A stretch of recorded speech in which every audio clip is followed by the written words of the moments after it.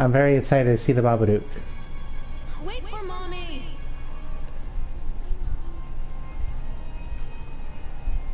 Which way? Something used to make the blood run to my head.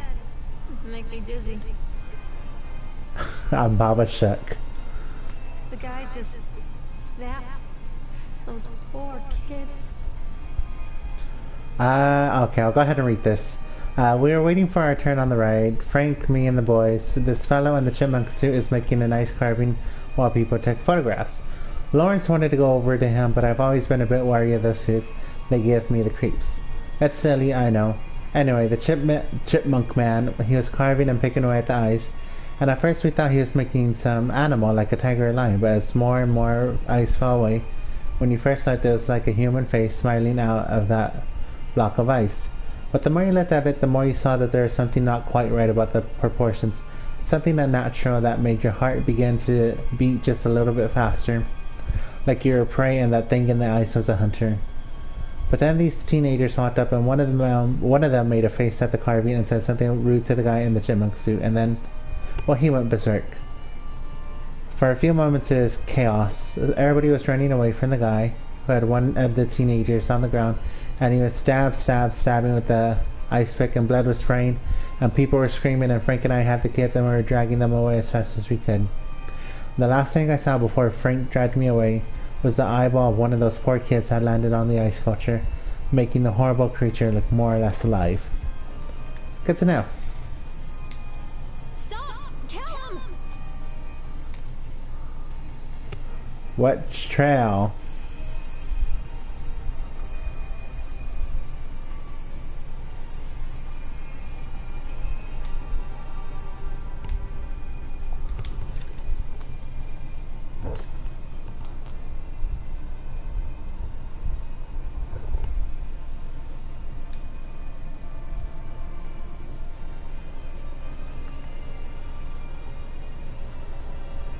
The ride stopping?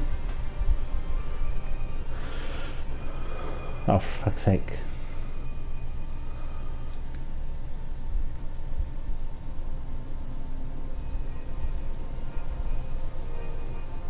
I can't get on while it's moving. Yes I can.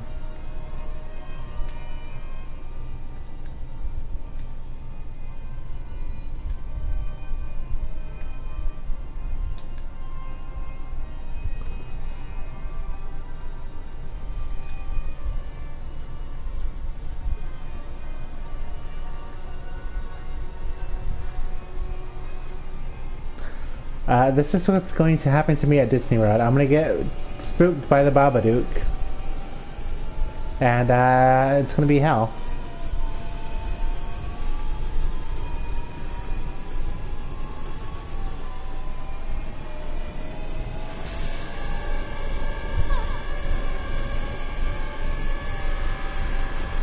Babadook!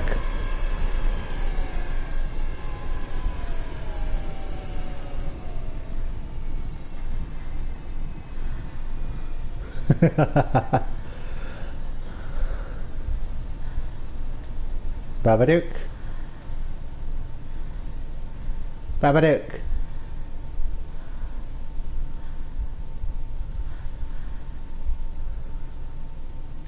No.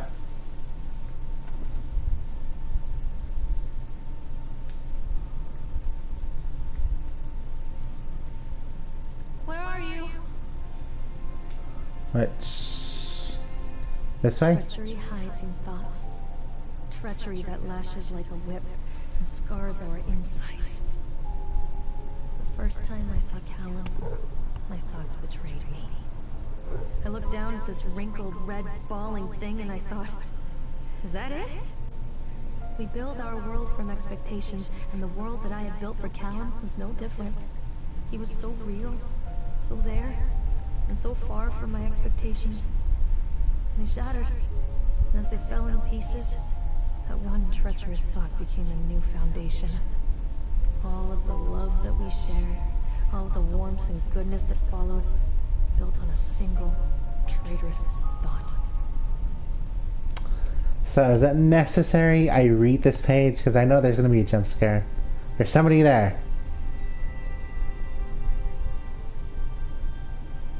Okay, I'm gonna like move one of my ear muffs off because I know it's gonna scare the shit out of me. Yeah, you're gonna pee. I'm gonna fucking piss myself too. I thought working in the park for a summer would be a lot of fun, but the end of the season is here. But the end of the season here really drags. There aren't that many tourists around, and so most of the staff spend their days standing around gossiping. And most of that gossip is about Chad. I mean, Steve, see? Even I am starting to call him Chad, and I went to school with the guy. It's that goddamn suit. In the beginning, it was a laugh. Steve the local luscious Chad the Chipmunk, child-friendly mascot at Atlantic Island Park. Lock up your daughters and all of that, but the more he wears that suit, the weirder Steve is getting. At first it was little things, like refusing to change out of the suit at work and taking it home with him every day. But then I saw him at Susie's Diner, still wearing it. And it wasn't even a work day. Some of the staff complained, discreetly, to park management about the smell, and I saw him walking and talking with Mr. Winter, the owner, one day. But nothing seems to have changed. The suit still smells like a carcass whenever Steve walks by, and apparently Steve has picked up some new skills since the last time I saw him, puking in the gutter outside the Sequoia station, because he sure as hell can carve a mean ice sculpture. Those shapes he makes in the ice, though, they give me the creeps. Steve came by the booth today, lucky me, and he just hung around for a while. I couldn't really tell because of the suit, but it seemed like he was just staring at me, sizing me up. Eye-fucking me, whatever he was doing. I asked him what he wanted, and he just stood there, not saying anything. Eventually I called my supervisor, and when he came by, Chad, Steve wandered off. My supervisor told me to put everything in writing, so here it is. Also, I quit. I don't want to see that chipmunk suit ever again. Laura, Henman. And jump scare.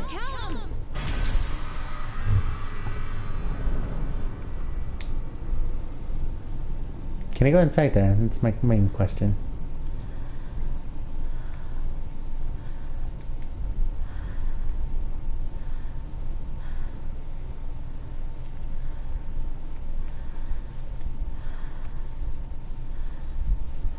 See, I fucking knew it was coming.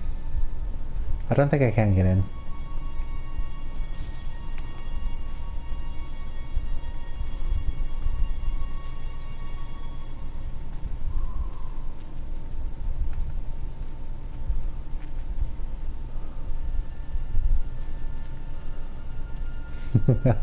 No, you are good, Dylan. I seen some of it, and that's just as far as I remember. So anything else is probably gonna scare the shit out of me. Crashes and 80s music. Guess it floats someone's boat.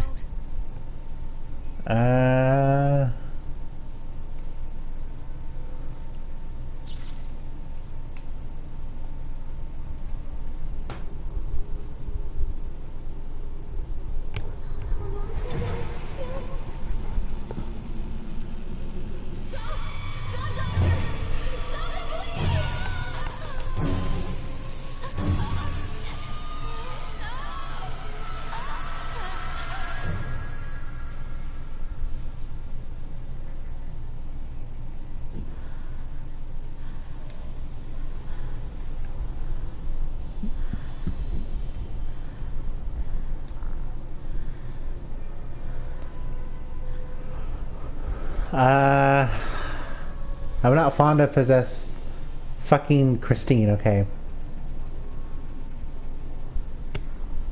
I ain't scared. Come on, run me over. I already got ran over in Friday the 13th.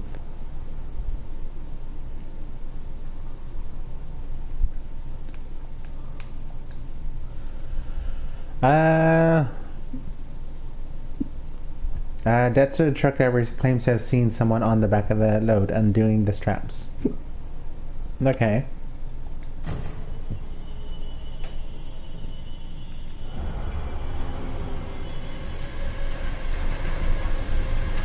Hit me!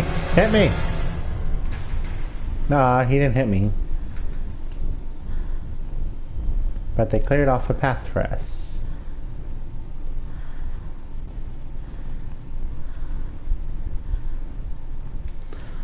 Can I just say, as someone who's experiencing as much distress, she certainly is quite calm and not running around.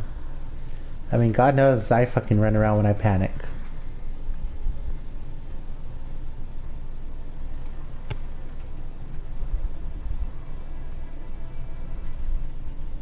It's a matter of public record that I am a failure as a mother. Once, when Callum was very small, I left him asleep in the car while I ran an errand. Don't even remember what it was. When I came back, the sheriff was standing next to the car, watching my boy through the window. I didn't like what I saw in his eyes. Judgment. He wrote me the ticket without saying a word. Just the scratch of his pen on the notepad. When he gave it to me, our eyes met. I know what you're going through. My daughter, Helen, she just gets some help. Help was a bolt of lightning. Help was 1,000 volts surging through my veins. Help is agony. I'd rather die. I wanted to scream. I'd rather you pulled your gun and shot me. But instead my mouth said, yes, Sheriff. Why do you feel like you're gonna have to go way to the top of the Ferris wheel? I mean, it's pretty much likely, and I hope it fucking crushes me at this point. I mean, holy shit, look how fucking huge that is.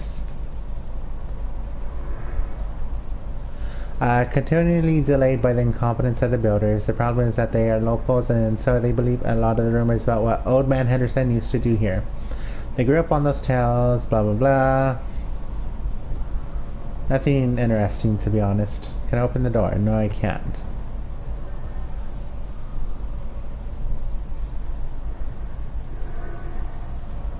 Ah, great. I'm not a huge fan of heights. But for the sake of the story, I shall write it. Mommy is coming, Callum!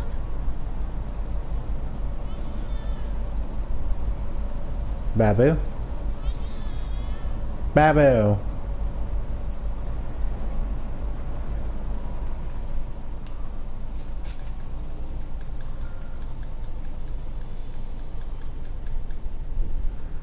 I think that stopped it.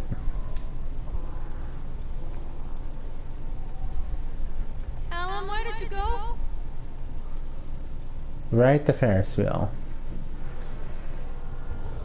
The last time I went on a Ferris wheel, it was one of those two-seaters and it nearly tipped over backwards. Babadook, more like Baba Buyers from Mars.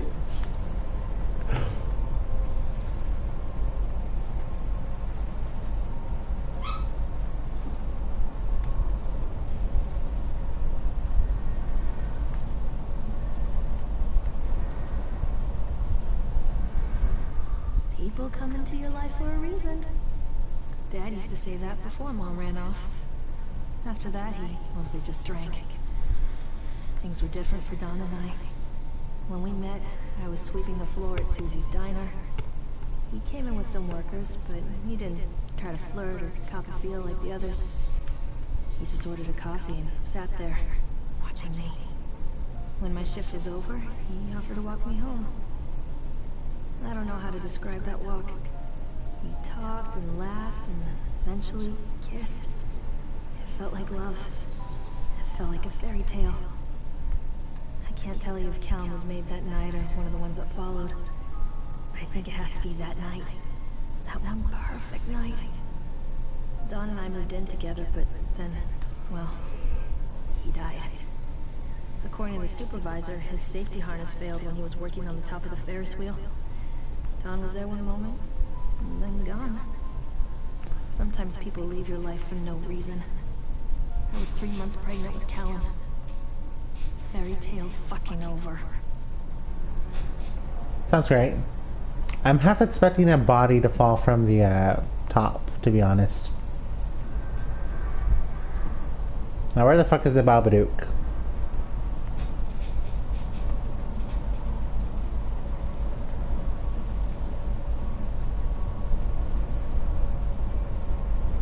Hey, Babadook.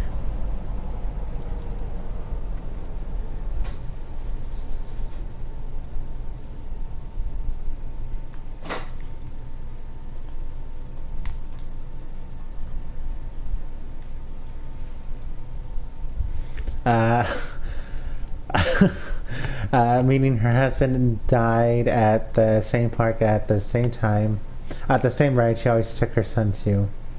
How's she a mother? Heterosexuality privilege? I mean, is that a good enough reason? That sounds like a good enough reason. To be honest, I'm fucking scared of that chipmunk. I'm waiting for him to pop up.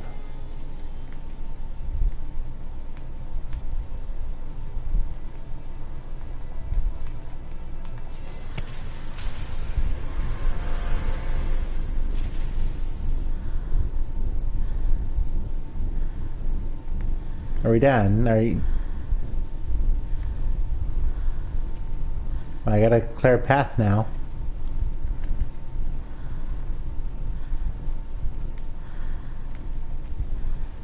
Yeah, roller coaster ride, anyone? I hate roller coasters. I hate amusement parks. I'm going to Disney World and I fucking hate amusement parks. A lot of people idolize their children. You hear them talking about their kids and just the way they talk, their fucking voices make me want to vomit. My angel likes to read, and little Johnny is so good on the piano. Fuck those people!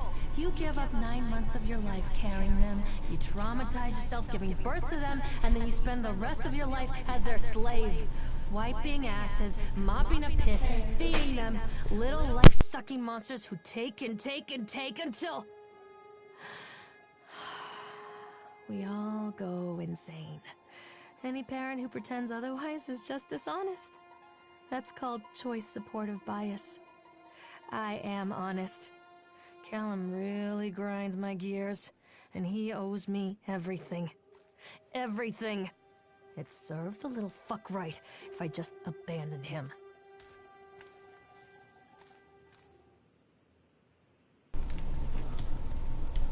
Yeah, that was quite the chat.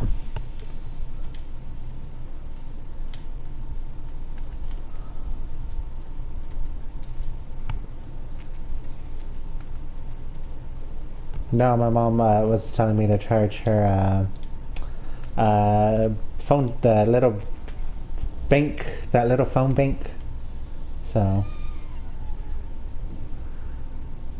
it's not spooky at all.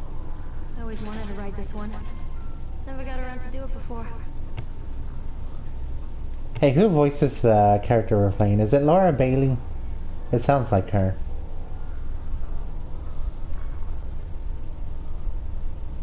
I mean, I fucking guess what's gonna happen at this point.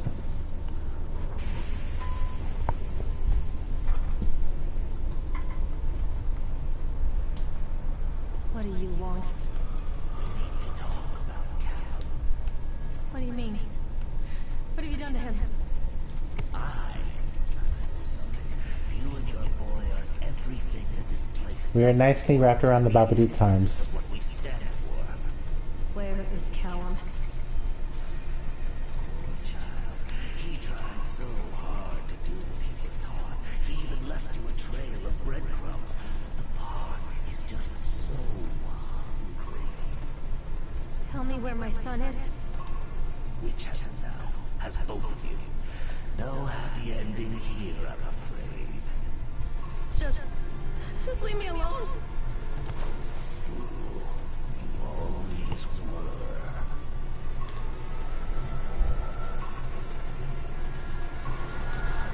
Yeah, he's in there. Well, he was.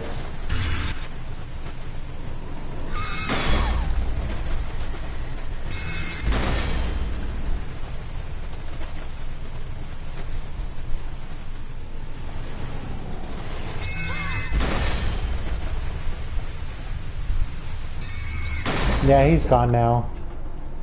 I think, well, for now, he's gone.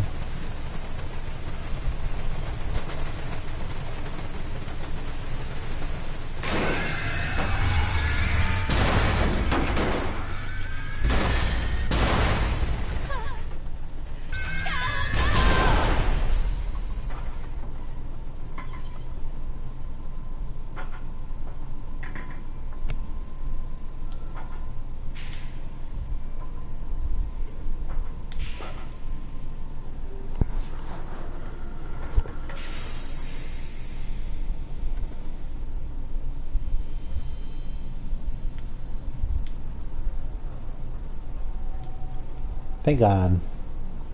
That was the worst ride I've ever been on.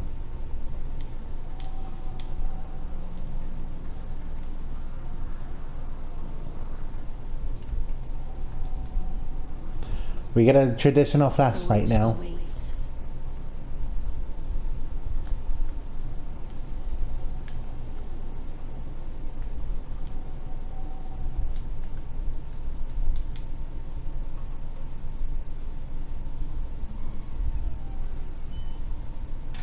Callum has bruises on his arms, finger marks.